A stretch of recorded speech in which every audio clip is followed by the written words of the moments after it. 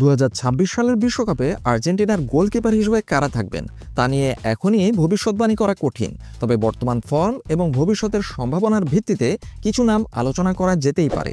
এখানে 3 জন গোলরক্ষকের বর্তমান ক্লাবের পরিসংখ্যানের উপর ভিত্তি করে একটি সম্ভাব্য চিত্র তুলে ধরা হলো। এমিলিয়ানো মার্টিনেজ, বর্তমান club Aston villa. Emiliano Martinez, যিনি দিবু নামে বেশি পরিচিত, আর্জেন্টিনার বর্তমান 1 নম্বর গোলরক্ষক এবং বিশ্ব চ্যাম্পিয়ন দলের এক অবিচ্ছেদ্য অংশ। অ্যাস্টন ভিলায় তার পারফরমেন্স বরাবরই দুর্দান্ত। প্রিমিয়ার লিগে তিনি নিয়মিতভাবে গুরুত্বপূর্ণ সেভ করে থাকেন এবং তার নেতৃত্ব গুণ প্রশ্নাতীত। 2026 সাল নাগাদ তার বয়স হবে প্রায় 34, যা একজন গোলরক্ষকের জন্য সেরা সময় হিসেবে বিবেচিত হতে পারে। তার অভিজ্ঞতা, পেনাল্টি ঠেকানোর অসাধারণ ক্ষমতা এবং রক্ষণ সুসংগঠিত করার দক্ষতা তাকে আরও একটি বিশ্বকাপে আর্জেন্টিনার গোল পোস্টের নিচে অপ্রতিরোধ্য করে তুলতে পারে।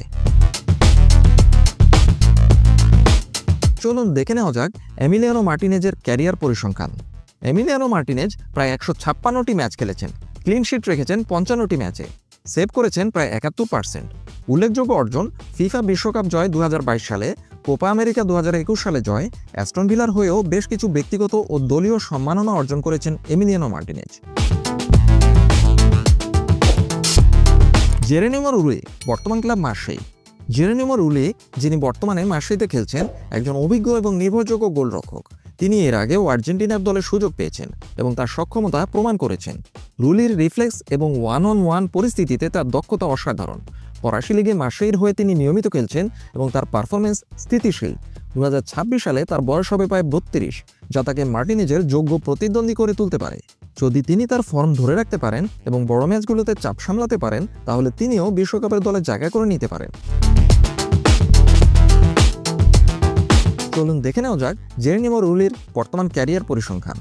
মার্সেইয়ের হয়ে তিনি 25টি ম্যাচ খেলেছেন, ক্লিন শিট রেখেছেন 8টি ম্যাচে, সেভ করেছেন প্রায় 72%।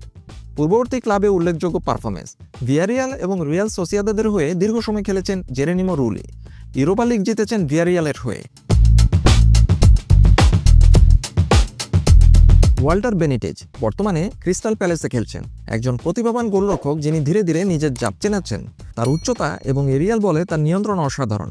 ডাচ লিগে পিএসভি আইন্দোভানের হয়ে খেলার সময় থেকেই তিনি নজর কেড়েছেন এবং এখন প্রিমিয়ার লিগের মতো কঠিন লিগে ক্রিস্টাল প্যালেসে নিয়মিত খেলছেন। 2026 সালে তার বয়স হবে 33-এর কাছাকাছি, যা তার জন্য একটি উপযুক্ত সময়। বেনিটেজ তার শর্ট স্টপিং ক্ষমতা এবং বল ডিস্ট্রিবিউশনের জন্য সুপরিচিত।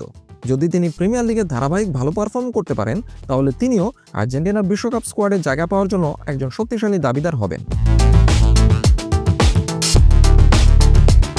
চলুন দেখে নেওয়া যাক ওয়াল্টার বেনিটেজের ক্যারিয়ার পরিসংখ্যান।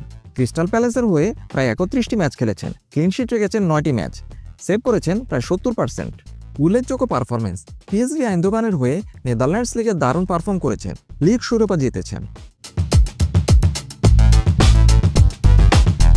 এই 3 জনের মধ্যে যে কোনো 2 জন অথবা 3 জনই 2026 সালের বিশ্বকাপে আর্জেন্টিনার গোলরক্ষক হিসেবে বিবেচিত হতে পারেন।